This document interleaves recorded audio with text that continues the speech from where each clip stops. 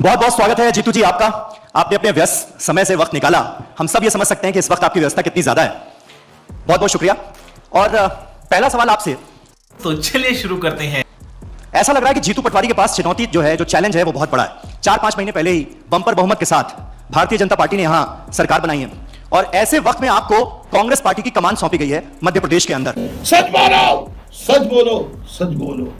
जब भाषण देना चालू होंगे तो धार्मिक बातें, मोदी जी की बातें, मोदी जी को भगवान बताना, तो ये डंके की चोट पर ये कह रहे हैं कि हर सीट पर मोदी जी चुनाव लड़ रहे हैं। 29 में से 29 सीटों का दावा उनका है। आपका दावा क्या है? आप यही बता दीजिए कम से कम इस बार मध्य प्रदेश में मोहब्बत की कितनी दुकानें खुलेंगी? समीर, मैं आपसे अनुरोध ये कर रहा हूं, आप मुझे रावण जैसी भाषा बोलने पे मजबूर क्यों कर रहे हैं? क्यों कर रहे हैं आप मुझे? करवाली बेइज्जती? मैं रावण को अपना आदर्श नहीं मानता, मैं राम को मानता हूं। अहंकार रहित भाषा बोलता हूं।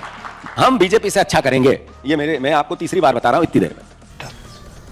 तुमसे ना हो पाएगा। आपने, नरेंद्र मोदी जी ने इस देश को कैसा बना दिया है? न्यू इंडिया, नया भारत, अच्छे दिन, ऐसा कि जिसमें संविधान की बातें होने लगी कि ये सुरक्षित है या नहीं है। 75 साल अमृत महोत्सव, विकसित भारत, इसमें बातें होने लगी कि मत के अधिकार को क्या आगे हम सर्वाइवल कर पाएंगे कि नहीं? क्या चाइना जैसा देश तो नहीं बन रहा है? क्या रशिया जैसा देश तो नहीं बन रहा है? क्या फ्रांस जैसा देश तो नहीं बन रहा है जहां एक ही पार्टी का शासन हो, जहां विपक्ष के लोगों की हत्याएं होती हो?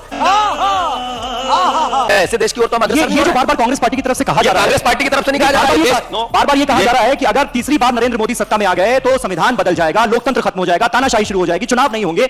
ये डर क्यों जताया जा रहा है? ये डर वोटर्स में इसको लाकर उन्हें डराया क्यों जा रहा है? ये बड़ा सवाल है। ये समीर, कौन डरा रहा है? ये तो अनंत हेगड़े बीजेपी के सांसद है, आज भी बीजेपी के सदस्य हैं, बीजेपी की पार्टी की सदस्यता ली, वो प्रचार कर रहे हैं बीजेपी के लिए। उन्होंने कहा नोटिस से क्या होता है? इससे पहले 50 लोगों ने कहा, क्या हुआ उनका? शर्म है? कुछ शर्म आया है? आरएसएस की मूल धारणा इस तरह की है, जो कई बार पीछे जाएंगे तो निकलेगा आपको। क्या हुआ उसका? ये कैसी बात कर रहे हैं आप? बचाना चाहते हैं बीजेपी को, जब देश बीजेपी के नेता कह रहे हैं कि हम संविधान बदलना चाहते हैं, इसलिए अब की बार 400 पार, और आप कहते हो प्रोटेक्ट कर रहे हैं उनको कि उन्होंने नोटिस दे दिया। हम प्रोटेक्ट क्यों करेंगे? हम तो उन्होंने जो कहा है वो आपके सामने रख रहे हैं। नहीं, उन्होंने क्या कहा? अनंत हेगड़े ने क्या कहा है? थोड़ी मर्यादा रखिए। अनंत हेगड़े, ज्योति मिर्धा, लल्लू सिंह, मैं 2 नाम और ऐड कर देता हूं। इन तीनों ने ये कहा कि भाई हमें भारी बहुमत से जिताइए क्योंकि संविधान में बदलाव तभी मुमकिन है। ये सिर्फ वोट के लिए नहीं है समीर। ये इस इतनी बड़ी लोकतंत्र को मजबूत करने वाले चौथे स्तंभ की संस्था है टीवी 9। उस पर मैं आपसे आग्रह कर रहा हूं कि आप मुझसे जो सवाल कर रहे हैं ना, जो लिख रहे हैं, जो बोल रहे हैं, एक दिन इस पर भी पहरे लगेंगे, बंदिशें होगी। तुम भी सरकारी मीडिया है, चाइना में सरकारी मीडिया हो जाएगी। आप लोग भी बाहर होना बंद करो। नहीं जीतू भाई, जब आप ये बात कह रहे हैं तो मुझे थोड़ा सा तथ्यों पर बात करनी पड़ेगी। भाई 2/3 बहुमत, संविधान में बदलाव इससे पहले भी हुए हैं। यूपीए की सरकार में भी 62 बार संविधान में बदलाव हुए, तमाम संशोधन हुए, 106 बार अब तक हो चुके हैं। लेकिन 2/3 बहुमत तो सरकार के पास था ही। अगर उन्हें बदलाव करना होता तो वो कर देते। ये बात थोड़ा समझाइए भी तो आम वोटर्स को। संविधान में बदलाव करना सर्वसम्मति से करना और अच्छे के लिए करना, देश के लिए करना। संविधान में बदलाव करना और संविधान को बदलने के साथ अपने एजेंडे को फॉलो करना, इसके अंतर को समझो आप। कैसी लगी? आगे स्वाद।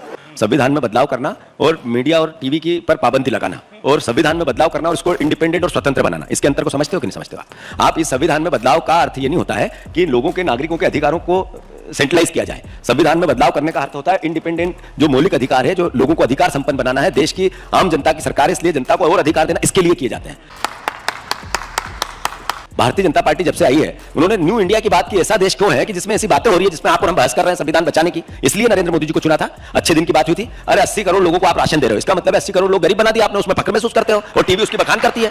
आपने 80% बच्चे या बेरोजगार हैं, आपने कहा था बहुत हुई बेरोजगारी की मार, अब की बार मोदी सरकार, विश्व का सबसे बड़ा देश मेरा बेरोजगार है। तुम चुल्लू भर पानी में जाके डूब के मर जाओ। सेंसस बताते हैं, उसकी बात टीवी नहीं करती है, मीडिया नहीं करती है, तो हम दुखी नहीं होंगे, देश दुखी नहीं होगा?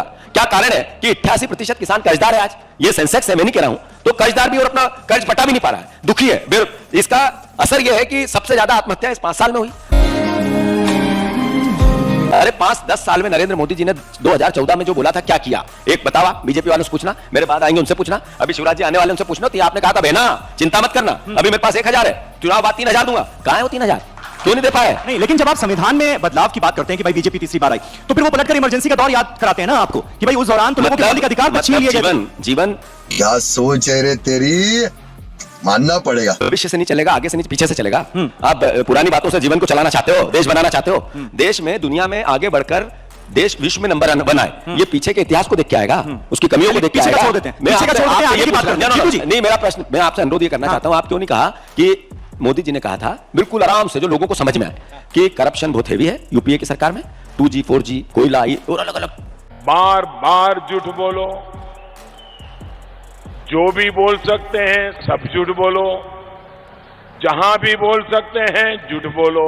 और उन्होंने कहा ये सारा पैसा जा रहा है स्विस बैंक में, स्विट्जरलैंड में, कुछ नियमों में बदलाव होगा और वहां से पैसा आएगा और 15-15 लाख मुफ्त में जाएगा। याद है आपको? याद है या नहीं? हाँ या ना? है? अब वो बताओ कि वो लिस्ट तो आई नहीं। लिस्ट कौन सी आई? एसबीआई की। एसबीआई की लिस्ट कैसे आई? सर्वविदित है, बताने की जरूरत नहीं। अरे कोविड में जो लोग अपने आप को समर्पित कर रहे थे, जो परिस्थितियां थी सब सर्वविदित है, उसमें नरेंद्र मोदी ने 50 करोड़ रुपए बीजेपी में डलवा लिए पूना वाला से, और आप एक शब्द नहीं बोलते हो। बेशर्मो शर्म करो शर्म। क्या कारण है? सब याद है, सारे याद नहीं बोलते क्यों नहीं याद होता? हमें तो इंदिरा गांधी की समस्या वाला गरीबी हटाओ भी याद है, जब नारा दिया गया इंदिरा गांधी गरीबी हटी। आप इंदिरा गांधी जीवित नहीं है, आज वो देश के लिए शहादत दे नहीं, चुकी है। आज उनकी बात करने के बजाय 10 साल के नरेंद्र मोदी की बात क्यों नहीं करते हो आप? मैं अतीत की बात भी कर रहा हूं, भविष्य की बात कर रहा हूं। अतीत में इंदिरा गांधी की बात मैंने की। हाँ बेटा, लगता है तुम गू खा के ही मानोगे। राहुल गांधी ने कहा कि हमारी सरकार अगर आ गई तो हम गरीबी यूं एक झटके में खत्म कर देंगे। बिल्कुल सही कहा। कैसे कर देंगे? कौन सा फॉर्मूला आप अब मैं बताऊं, 80 करोड़ लोगों को मुफ्त राशन देना गर्व की बात है या 80 करोड़ लोगों को आर्थिक संबल बनाना गर्व की बात है? आप ये बताओ मुझे। हमने कहा हमारे 5 न्याय की बात है। हमने युवाओं को, जो पढ़ा लिखा युवा, उसको स्किल के लिए 8,500 रुपया पर मंथ देंगे, 1 लाख रुपया 1 साल में। ये अभी मजा आएगा ना भिड़ो। मैसेज है, ये मैसेज है कि उस बच्चे को आत्मनिर्भर बनाने के लिए स्किल देंगे, जिससे वो आगे रोजगार करे, उससे प्रोडक्शन हो, उससे देश की आर्थिक स्थिति सुधरे। बहन आधी आबादी जिसको हम 8,500 रुपया पर मंथ देंगे गरीब बहन को, इसलिए नहीं देंगे कि आर्थिक सहायता वोट दे दे, इसलिए देंगे कि जब आप आर्थिक संबंध, आर्थिक आबादी को करोगे, मानसिक रूप से स्वतंत्र होगी। जब मानसिक रूप से स्वतंत्र होगी तो अल्टीमेटली वो देश में अपना योगदान देगी। सही पकड़े हैं। ये सोच है। हम श्रमिक को, जब महंगाई बढ़ी, बीजेपी वाले पूछते हैं ना कि भाई 70 सालों में क्यों नहीं किया आपने? अच्छा, बीजेपी वाले ये और दूसरी चीज ये कह रहे हैं कि गरीबों के, करोड़ों गरीबों को गरीबी रेखा से उन्होंने ऊपर उठाया। अत्यधिक गरीब बहुत कम हो गए हैं। कौन बोलता है? बीजेपी। पिछले 10 सालों में। फिर 80 करोड़ राशन किसको दे रहे हैं? पाकिस्तान वालों को। पाकिस्तान में जा रहा है ये। बाबू मान जाओ यार, बाबू मान। और फिर दूसरी बात है, उन्होंने जब कहा कि 60 साल 70 साल में क्यों नहीं किया, जब मोदी जी चाय बेचते थे उस स्टेशन पे, जहाँ स्टेशन ही नहीं थी, वो कौन बनाता अगर हम ये करते तो?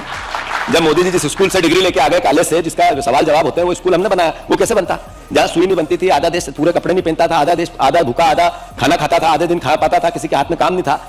ये बड़ी अच्छी बात कही आप। मतलब ऐसा देश था जो पाकिस्तान और भारत जब डिवीजन हुआ उससे पहले यहाँ पे कितनी संपत्ति है इतिहास में है, अब वो उसका हिसाब पूछते हैं। तो नरेंद्र मोदी ये बताए कि 10 साल में उन्होंने करप्शन रहित देश बनाने की बात की थी, तो क्या कारण है कि 141 लोगों पर ईडी और सीबीआई ने छापे डाले, इनकम टैक्स ने डाले, उसमें से 121 बीजेपी में है? वो सवाल आप क्यों नहीं करते हो? ये टीवी वाले भाई, ये सफेद कपड़ा क्यों नहीं करते हो कि बॉन्ड योजना के अंतर्गत, एक मिनट मेरी बात होने दो, आपने बॉन्ड योजना के अंतर्गत जैसे ही मैं आया सवाल क्यों बदलते हो आप? बॉन्ड एक देश में करप्शन का जीता जागता उदाहरण बना, जिसमें एक कंपनी जिसकी कुल इनकम 181 करोड़ है, उसने 1100 करोड़ बीजेपी के उसमें दिए। ये सवाल टीवी पे क्यों नहीं आता? टीवी 9 पे इस पेशे को भड़वागिरी कहते हैं। ये सवाल टीवी 9 बिल्कुल आता है। ये क्यों नहीं आता है समीर कि बीजेपी ने कहा कि फेक कंपनियां हैं, बीजेपी ने कहा, नरेंद्र मोदी ने मुंह भर भर के कहा 400 करोड़ रुपए से ज्यादा तो उनके ऑफिस के सामने लोग बांट फेंक रहे हैं। ये हिसाब नहीं है देश के। जीतू भाई, उन शेल कंपनियों ने डीएमके और टीएमसी जैसी पार्टियों को भी चला दिया है, जिनके साथ आप गलबैया करके घूम रहे हैं, इंडिया गठबंधन में वो आपके साथी हैं, तो फिर ये सवाल भी होता है ना। क्या सोच है रे तेरी? तो करप्शन के लिए ये बताएंगे नरेंद्र मोदी कि उनके साथ घूम रहे हैं तो मेरे साथ भी घूमो, ये देश से चाहते हैं वो कि करप्ट लोग ये हैं, इसलिए हमने गले लगाए कि उनने भी लगाया था। अरे कार्रवाई करनी थी, जेल भेजना था, उसके अलावा तो तुमने मोदी मशीन में डाला और अपनी पार्टी में पद दे दिए। ये भाषा, ये भाषण, ये करप्शन, ये सा नरेंद्र मोदी का शासन, न मैं खाऊंगा, न खाने दूंगा, न मेरा आगे, न कोई पीछे। नहीं तो आप कह रहे हैं फिर इलेक्टोरल बॉन्ड के मुद्दे पर जितना गलत बीजेपी ने किया उतना ही गलत डीएमके और टीएमसी जैसी तो शासन में कौन है? डीएमके नेशनल शासन में नरेंद्र मोदी है, डीएमके है, कार्रवाई क्यों नहीं की? क्या करप्शन के अगेंस्ट ये लड़ाई थी कि डीएमके ने कर लिया तो हमने कर लिया? अरे या मिट्टी थी या गंदा था, वो लौट रहा तो मैं भी लौट जाऊं, ये व्यवस्था है क्या? मतलब आप क्या कहना चाहते? जस्टिफाई करने का क्या मतलब ये उचित है? अच्छा, समझ आया? नहीं। अरे आपको ये बताना पड़ेगा ना कि हमने करप्शन किया है, नरेंद्र मोदी ने किया है, बीजेपी ने किया है, सीधा डायरेक्ट किया है और सीधा सबके सामने है। कांग्रेस पे एक भी एलिगेशन सिद्ध नहीं हुआ, न ये मुकदमे लगा सके, न स्विस बैंक से ला सके, न लिस्ट आई, कुछ नहीं हुआ। इनने तो पकड़ा गया ना एसबीआई में, हाँ या ना? समीर बोलना पड़ेगा आप लोगों को, आप लोग चुप रहते हैं ऐसे में। देश के लिए बिल्कुल चुप नहीं रहते, हम तो हर तरह के सवाल पूछ रहे हैं, पक्ष से भी और विपक्ष से भी। आप आरोप लगा रहे हैं, आप दिल खोलकर आरोप लगाइए।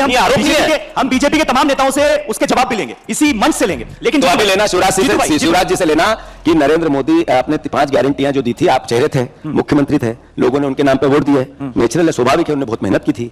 बहुत मजा आ रहा है यहाँ पे, क्या लबे सीरीज सा लग रहा है, दिल गार्डन तो। अच्छा, प्रधानमंत्री नरेंद्र मोदी ने राजस्थान के बांसवाड़ा में कहा कि कांग्रेस की अर्बन नक्सल सोच की नजर मेरी माताओं बहनों के मंगलसूत्र पर है। कांग्रेस उनके आभूषण और निजी संपत्ति घुसपैठियों को बांटना चाहती है, उनको बांट देगी अगर सत्ता में आई तो, जिनके ज्यादा बच्चे हैं। इसके बारे में आप क्या कहेंगे? तेरा तो गेम बजाना पड़ेगा। 10 साल मुद्दे क्या थे? सबका साथ सबका विकास।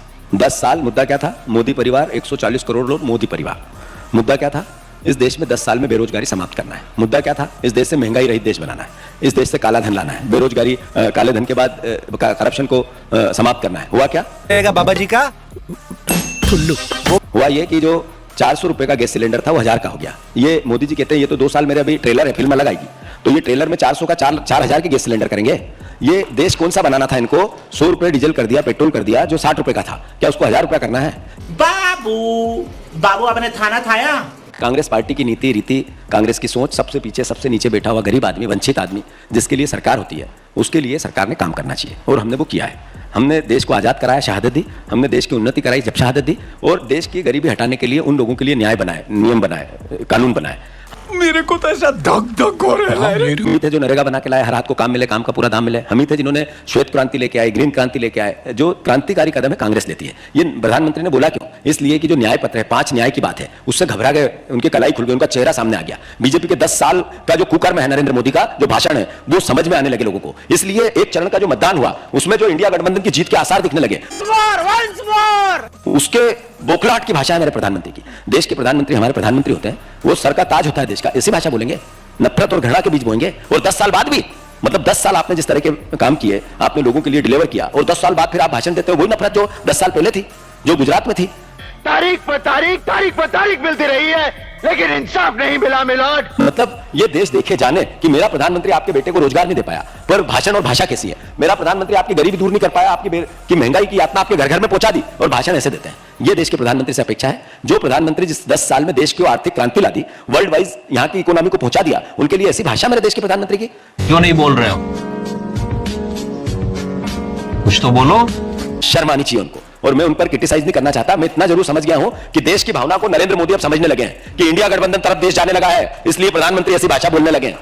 चलिए बहुत बहुत शुक्रिया जीतू पटवारी जी हमसे बातचीत करने के लिए और तमाम सवालों का बहुत बेबाकी से जवाब देने के लिए, और इसी के लिए आप जाने जाते हैं। और नीचे जो वो सब्सक्राइब का बटन है ना, उसको हिट करो।